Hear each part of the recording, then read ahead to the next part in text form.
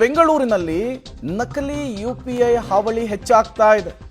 BMTC ಬಸ್ಗಳಲ್ಲಿ ನಕಲಿ phone pay ಬಳಕೆ ಮಾಡುವವರ ಸಂಖ್ಯೆ ಹೆಚ್ಚಳವಾಗ್ತಾ ಇದೆ. ನಿತ್ಯ 200 ರಿಂದ 300 ಜನ ಕೈಯಿಂದಲೇ ಹಾಕ್ತಾ ಇದ್ದಾರಂತೆ, ರೂಪಾಯಿಯನ್ನು ಹಾಕ್ತಿದ್ದಾರಂತೆ ಕಂಡಕ್ಟರ್ಸ್.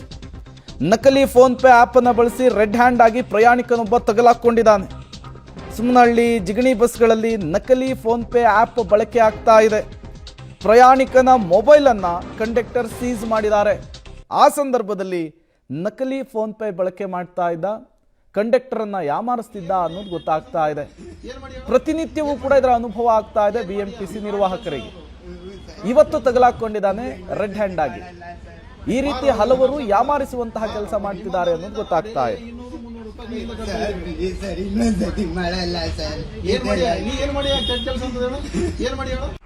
ಕರೆಕ್ಟ್ ಆಗಿ ಹೇಳು, ಇಂಥವ್ ಎಷ್ಟು ಸರಿ ಮಾಡಿದ್ಯಾ ನೀನು?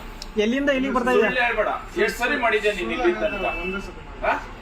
ಆ ಆಪ್ ಯಾವ್ದು ಅಂತ ಮೊಬೈಲ್ ಅಲ್ಲಿ ಓಪನ್ ಮಾಡಿ ತೋರಿಸಿ.